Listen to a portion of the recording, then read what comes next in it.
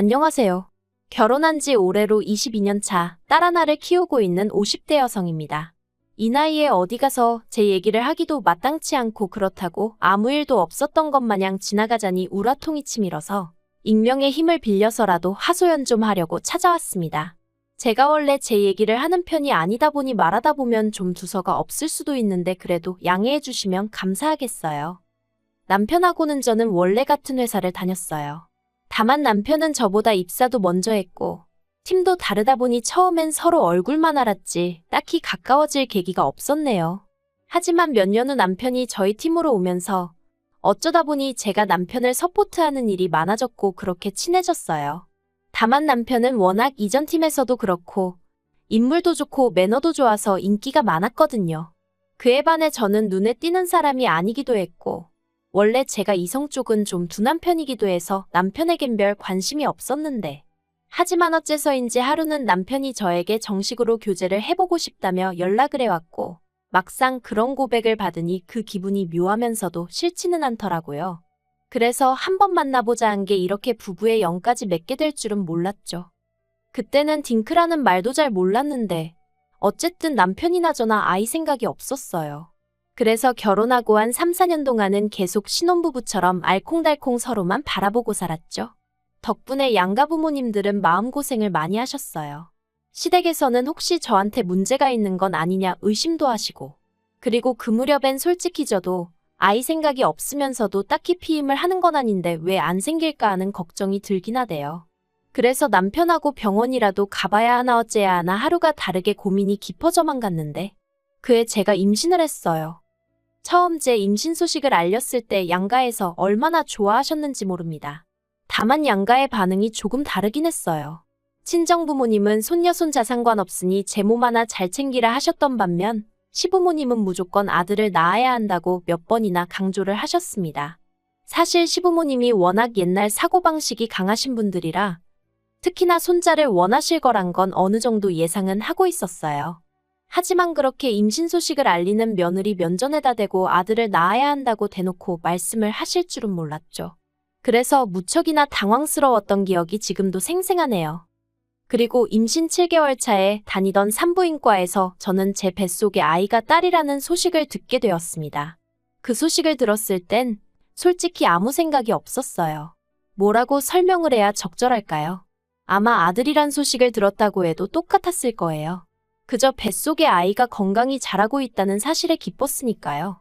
비록 얼마간의 흥분이 가라앉고 나서야 그저 손자 타령을 하시던 아버님 생각이 나긴 했지만 그래도 뭐 어쩔 수 없다고 생각했죠.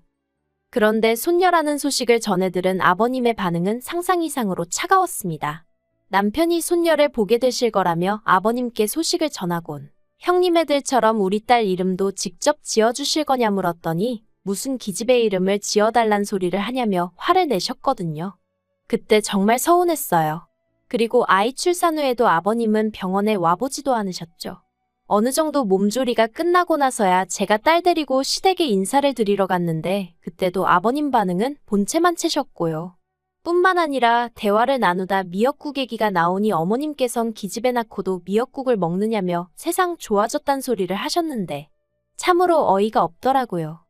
아무튼 이후로도 어머님 아버님은 도통 저희 애가 어떻게 자라는지 잘 지내고는 있는지 궁금해하시는 일이 없으셨고 그래서 저도 명절이나 시부모님 생신처럼 찾아뵈야 할 날이 아니면 굳이 시댁에 가질 않았어요. 게다가 어쩌다 한번 가는 시댁에서도 아버님은 남자 시조카들은 보란듯이 양옆에 끼고 소파에 앉아 TV를 보시고 저희 딸은 매번 바닥에 앉히시기 일쑤셨지요. 처음엔 설마 싶었지만 그 꼴을 몇 번씩이나 보고 나니까 하루는 정말 머리뚜껑이 열리는 것 같더라고요. 그래서 제가 남편더러 정말 이대로 보고만 있을 거냐니까 남편이 자기도 더는 못 참겠다면서 아버님한테 큰 소리로 화를 내대요. 이럴 거면 영 끊고 살자면서요. 그리고 그 일이 있고 한 1년은 정말 서로 연락 한 번 없이 지냈어요.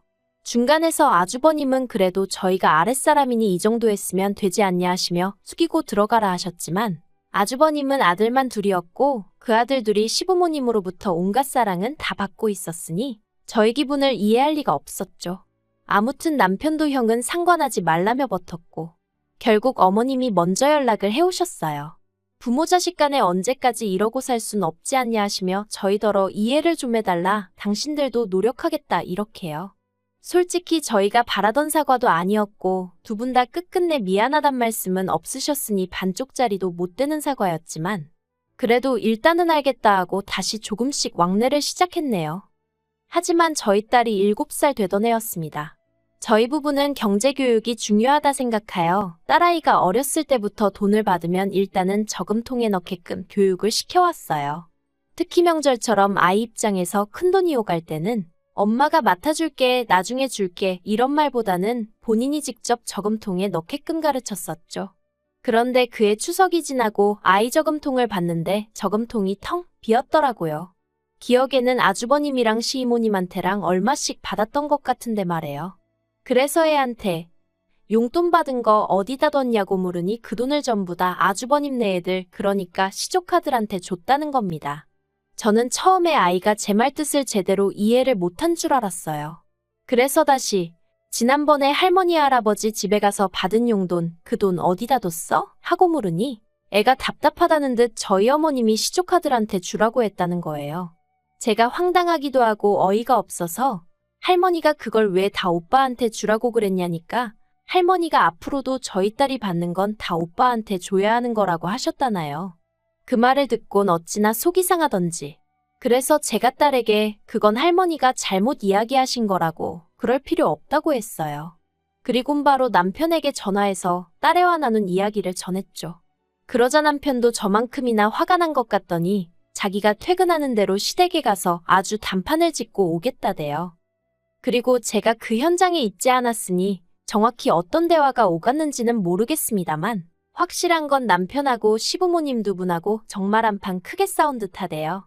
남편이 시부모님한테 어떻게 7살밖에 안 먹은 손녀한테 앞으로도 죄다 오빠들한테 양보해야 된다, 오빠들을 도와주려고 태어난 거다 그런 말씀을 하실 수가 있냐고 따졌더니 시부모님 하시는 말씀이 기집애들이 원래 그럴라고 태어나는 거지 그럼 뭐 얼마나 대단한 일을 할 것 같냐며 적반하장으로 나오시더랍니다. 그리고는 그러니까 지금이라도 니네도 아들 하나 더 낳으라셨다나요? 그래서 남편이 됐다고 둘째 아들은 죽었다 생각하시고 사시라 했대요. 앞으로 평생 얼굴 볼 일은 없을 거라면서 말이죠. 그리고 이후로 또 1년을 시댁하고 연락 없이 지냈어요. 솔직히 처음 이런 일을 겪었을 때는 밤낮으로 심장이 벌렁거리기도 하고 괜히 죄책감도 들고 그랬는데 이번만큼은 그런 것도 없더라고요. 오히려 제 어린 딸이 당한 걸 생각하면 고작 저희 쪽에서 할 수 있는 일이라곤 연락을 끊는 것뿐이라는 게 억울하고 분할 지경이었으니까요. 그런데 저희 딸이 초등학교에 입학하고 얼마 지나지 않아 시부모님한테 연락이 왔어요. 입학 축하한다면서 10만 원을 같이 보내셨더라고요. 어이가 없었죠. 제가 동기한 줄 모르는 사람은 아니지만 10만 원이라니 뭐 하자는 건가 싶기도 하고 누가 돈 달라고 했나, 왜 돈까지 보내시면서 이러시나 싶기도 하고. 그래서 돈은 아주버님을 통해서 돌려드리고 남편이 마음만 감사히 받겠다고, 하지만 연락은 하지 마시라 했다 들었습니다. 그런데 이후로도 한 달 간격으로 어머님 아버님이 당신들이 살면 얼마나 살겠냐는 둥, 돌이켜보니 손녀한테 뭐 하나 잘해준 것도 없고 마음이 안 좋다는 둥. 그래서 결국 저희가 또 한 수 접고 들어갔네요. 막말로 당장 돌아가시량 반들이 아닌 건 잘 알고 있었지만 괜히 마음 찝찝할 일은 남겨두고 싶지 않았으니까요. 그리고 이렇게 지내온 세월이 벌써 10년 가까이 되어가는데 사실 그 시간 동안에도 별 거지 같은 꼴을 한두 번 본 게 아니에요. 아주버님 애들은 중학교, 고등학교 들어갈 때 딱딱 100만 원씩 주시더니 저희 딸은 10만 원 주시고 이런 건 뭐 할 얘기거리도 못 됩니다. 그까짓 돈 몇 푼 탐나지도 않아요. 저를 진짜 열받게 하는 건 사실 그런 금전적인 지원보다는 어머님 아버님이 저희 딸을 어떻게든 깎아내리고 싶어 환장이라도 하신 분들 마냥 저희 딸만 보면 흠잡기에 급급하셨다는 거죠. 일단 시조카들은 아무리 남자들이라고 해도 키가 170 조금 넘는데 하나는 체중이 90kg, 하나는 거진 100kg 가까이 될 정도로 뚱뚱하거든요. 그런데도 어머님 아버님은 걔네들 보고는 아주 든든하니 보기 좋다, 남자가 덩치가 있어야 된다 하시면서 키 163에 몸무게 50kg 나가는 저희 딸한테는 뭘 먹고 이렇게 살이 쪘냐면서 여자가 살찌면 둔해 보인다고 살 좀 빼라 소리를 한참 외모로 예민할 시기에 귀에 딱지가 않게 말씀하시대요. 그리고 그럴 때마다 저나 남편이라고 가만히 있지 않았어요. 왜 쓸데없는 소리를 하시냐. 우리가 보기엔 시조카들이야말로 문제다. 심지어 한 번은 남편이 아버님더러 아버지는 눈이 어떻게 되신 거 아니냐고 뚱뚱한 거 마른 거 분간도 못 하시냐고 어디 돋보기라도 맞춰드릴 거냐고 빈정거리더라니까요. 그런데 지난해에 생각지도 못한 얘기를 듣게 되었습니다. 저희 시부모님은 매년 건강검진을 받으시기에 작년에도 별탈 없이 지나가겠거니 했는데 아버님이 간경화 판정을 받으셨거든요. 그리고 판정과 동시에 스트레스를 받으셔서인지 건강 상태가 급속도로 악화되는 듯 하더니 결국 봄에는 급기야 복수가 차서 입원까지 하시대요. 그리고 집안 분위기는 난리도 아니었어요. 어머님은 당장이라도 아버님이 돌아가시는 거 아니냐고 무슨 초상 치르는 집 마냥 매일같이 전화해서 하소연을 하시고 그런 어머님을 상대해 주느라 저희 남편은 남편대로 고생을 했죠. 그리고 그런 와중에 어머님은 제가 아버님 병수발을 들기 바라셨는데 저는 그럴 수가 없었습니다. 딸애가 한참 공부에 열을 올려야 하는 시기였으니 엄마인 저도 마음이 온통 그쪽으로 쏠려 있었거든요. 그래서 저 말고 형님한테 말씀해 보시라니까 거긴 안 된답니다. 그러면 당신 큰아들하고 손자들 식사랑 뒷바라지는 누가 하느냐고요. 그리고 이건 제 지나친 생각이었을지도 모르지만 그런 와중에도 손자랑 손녀를 차별하신다는 생각에 솔직히 오만정이 다 떨어지더라고요. 그래서 병수발이고 뭐고 더 하기 싫고 그래서 더 안 했어요. 까놓고 말해서 시댁에 돈이 없는 것도 아니고 힘드시면 간병인 부르시겠지 싶어서 솔직히 모른 척 했네요. 그러다 결국 아버님이 간암 판정을 받으셨습니다. 병원에서는 하루라도 빨리 간을 이식받는 게 제일 좋다고는 했지만 솔직히 간을 이식받는다는 게 쉬운 일은 아니잖아요. 흔한 일도 아니고요. 아무튼 그래도 아들이 둘이나 있고 아버님 형제분들도 계시니 전 별 걱정은 안 했습니다. 아니, 걱정은 되었지만 그렇다고 제가 달리할 수 있는 일이 있던 것도 아니니 별다른 이견을 내지 않았다고 해야 할까요? 그런데 그 이야기가 있고 며칠 뒤 어머님한테 연락이 왔는데 시간 날 때 저희 딸을 데리고 가서 조직검사를 받아보라대요. 좀 황당하기도 하고 제가 설마 싶어 어머님께 아주버님네도 전부 다 검사를 받았냐 물었습니다. 그랬더니 어머님이 그게 너랑 무슨 상관이냐 하면서도 당신이 지금 아쉬운 상황이라 그러신 건지 이내 거기도 다 받았으니 저희도 잔말 말고 가서 받으랍니다. 그리고 알고 보니 이미 저희 남편도 가서 받고 왔더라고요. 그러니 솔직히 너는 선택지가 없었죠. 그래서 정말 내키진 않았지만 딸하고 같이 조직검사를 받았어요. 그런데 결과가 나오고 나서 보니까 아주버님하고 남편은 아버님하고 혈액형이 달라서 안 된다지. 시조카들은 비만 때문인지 간염에 당뇨가 있어서 기증을 할 수가 없다지. 그런데 저하고 제 딸하고 둘은 적합 판정이 나왔습니다. 어이가 없었어요. 왜 하필 우리 둘이 적합 판정이 나온 건지. 이 소식을 전하는 병원에서는 가족 내에서 둘이나 나오기가 쉽지 않다며 잘 됐다고 축하하는 눈치던데 이게 도대체 뭐가 잘 됐다는 건지 정말 짜증이 나더라고요. 저요 솔직히 제 간을 아버님께요 절대 드리고 싶은 생각 없었고요. 게다가 저희 딸이요 말할 필요도 없죠. 제 딸 몸에 칼을 뗀다니 그것도 아버님을 위해서요? 가당치도 않은 소리였죠. 그런데 어쨌든 이 이야기가 아버님은 물론이고 어머님과 아주버님 귀에까지 들어갔습니다. 아버님한테 전화가 걸려왔는데 좋아서 어쩔 줄을 몰라 하시더라고요. 그러면서 하시는 말씀이 당신은 복도 많다면서 주변에서 얼마나 부러워하는지 모른다나요. 그리고 그런 아버님의 말씀에 저는 한마디도 대꾸하지 않았어요. 아버님에겐 정말 좋은 감정이 하나도 없긴 했지만 그래도 제 남편의 아버지시니 제 것도 저희 딸 것도 드릴 생각 없어요. 그 소리를 차마 못하겠더라고요. 그런데 그때 아버님이 먼저 하시는 말씀이 제 거 말고 저희 딸 거로 달랍니다. 그래도 젊은 애 걸 받아야 더 오래 갈 거 아니냐면서 그리고 젊은 애들은 회복도 빠르니 그게 좋을 것 같다나요? 기도 안 차서 말도 안 되는 소리 하지 마시라 했어요. 저도 그렇고 저희 딸도 그렇고 가는 못 드린다고요. 그리고 이 일로 온 집안이 말 그대로 쑥대밭이 되었습니다. 아주버님은 아버님이 저러다 돌아가시면 제가 죽인 거나 마찬가지라며 가만히 있지 않겠다 했고 어머님은 저는 그렇다 쳐도 저희 딸은 엄연히 최씨 집안 핏줄이니 제가 이래라 저래라 할 권리가 없다나요. 그래서 저희 딸에게 할아버지에게 간드리고 싶냐고 제가 대놓고 물어봤어요. 그리고 애들이 어리다고 해서 속이 없는 게 아니잖아요. 한다는 말이 만약 외할아버지가 달라고 하셨으면 그동안 자기를 너무 예뻐해 주셨고 잘해 주셔서 드렸을 것 같은데 친할아버지는 아니랍니다. 싫대요.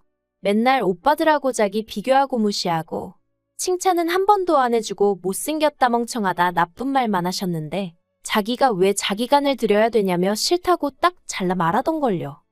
그래서 이 얘기를 남편을 통해 시댁에 전했습니다.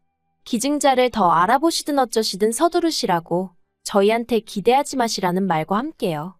그러자 어머님이 기어이 이튿날 저희 집으로 쫓아오셨더군요.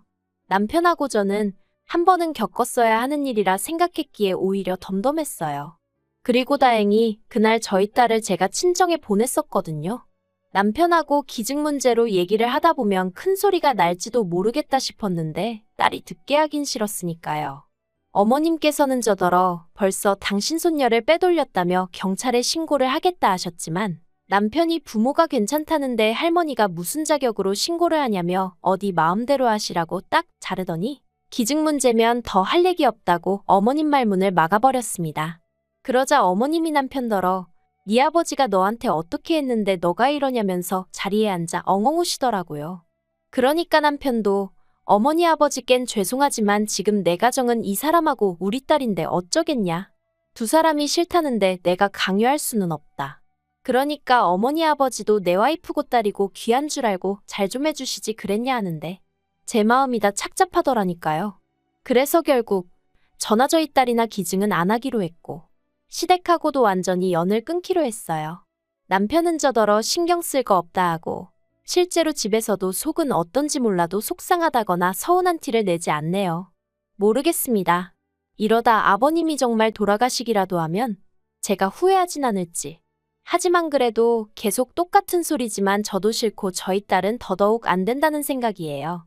그러니 시부모님이 모든 걸 인정하고 받아들이시지 않는 이상 이 관계가 회복될 일은 없지 않을까 싶네요. 저희 모녀에게 손가락질하는 사람들도 있겠죠. 하지만 지난 세월 동안 저나 저희 딸이 받은 서름을 안다면 꼭 그럴 수만은 없을 텐데요. 아무튼 마지막으로 아버님께도 좋은 소식이 있길 바라며 더는 시댁에 대해선 생각하지 않으렵니다.